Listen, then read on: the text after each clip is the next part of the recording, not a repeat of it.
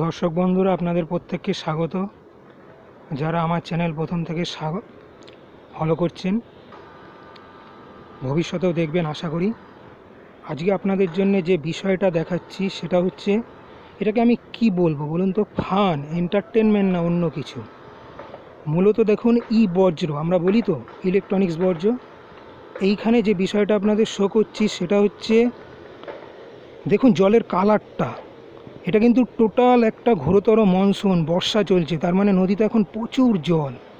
তবুও দেখুন জলের কালারটা। এটা কিন্তু খুব প্রাচীন নদী।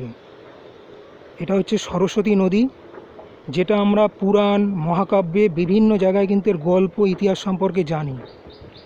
সবচাইতে বড় কথা, এই নদীটার উৎসমুখ কিন্তু গঙ্গা, এবং এটা একটা শাখা নদী। এর যে মুখটা সেটা কিন্তু হাওড়ার কাছে মুন্ডেশ্বরী বা তার উপশাখার সঙ্গে মিশে রয়েছে।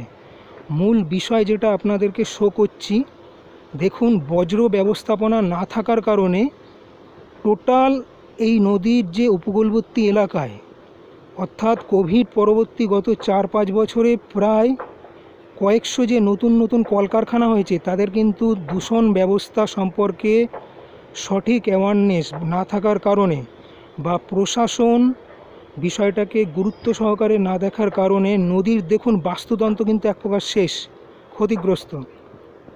মূল বক্তব্য, নদীর জলটা, এই জল যে বা যারা, যদি মহিলা বাচ্চা যে কেউ হাত দেয় কিন্তু তার চর্মরোগ হবেই।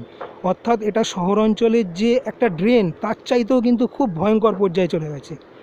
ফলে আশা করব এই ভিডিওটা যারা দেখবেন বা ফলো করবেন, ভবিষ্যতে এই ম্যাটারগুলো নিয়ে প্রশাসন বা সাধারণ মানুষ কিন্তু তাদের ওপিনিয়ন, মতামত জানাবেন, এবং এর একটা কার্যকরী সঠিক উপায় কিন্তু খুব সত্বর বার করা প্রয়োজন। না হলে কিন্তু আগামী দিনে আমাদের পরিবেশের জন্য কিন্তু ভয়ঙ্কর হতে চলেছে ম্যাটারটা।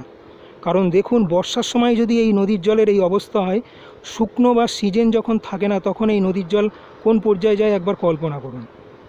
তা এই বজ্র ব্যবস্থাপনা প্রত্যেকটা কারখানার কম বেশি রয়েছে, কিন্তু তারা কারেন্ট খরচা বাঁচানোর জন্যে অন্যান্য কারণে কিন্তু সেই সিস্টেমগুলোকে টোটাল বন্ধ করে রাখে, এবং যার ফলে হচ্ছে কি, ডাইরেক্ট তাদের যে ড্রেনেজ সিস্টেম, এই ধরনের যেটা নদী না বলে এটা একটা খাল হয়ে গেছে, এই খালের মধ্যে এসে পড়ছে। ফলে গোটা জলটাই কিন্তু দেখুন এই অবস্থায়। সবচাইতে বন্ধুরা খেয়াল করুন, দেখুন জলের যে এই ধরনের বজ্র জল, এই জলগুলোর কিন্তু যেগুলো প্রচণ্ড হালকা হয়, এই জলের ওপরের অংশ কিন্তু এরকম কুচকুচে কালো, যেটা অরিজিনাল ভালো জল, সেটা কিন্তু একেবারে তলায় ডেবে রয়েছে।